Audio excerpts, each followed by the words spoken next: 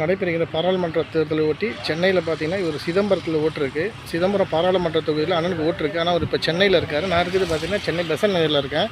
இப்போ சிதம்பரம் நாடாளுமன்ற தேர்தலில் எந்த வேட்பாளர் வந்தால் நல்லா இருக்கும்னு நினைக்கிறீங்கன்னு சொல்லிட்டு அவர் கேட்டதுக்கு அவரோட பதிலை நம்மளே கேட்கலாம். ஆனால் வணக்கம், நான் உங்கள் பேர், எந்த வேட்பாளர் வந்தால் நல்லா இருக்கும்னு நினைக்கிறீங்க, அது எதுக்காக ரீசன் நீங்கள் சொல்லலாம்? சிதம்பரம் தொகுதி. உங்கள் பேர்? ராஜேஷ்குமார்.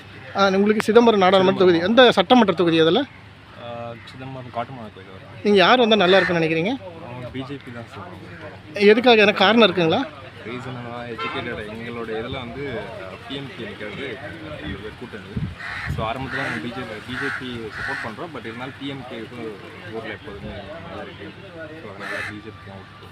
அதாவது காந்தாயினி தானே வேட்பாளர் பேர்? பிஜேபி. ஆமாம், அவங்க தான் வந்தால் நல்லா இருக்கும்னு நீங்கள் நினைக்கிறீங்க. ரொம்ப ரொம்ப ரொம்ப நன்றி சார்.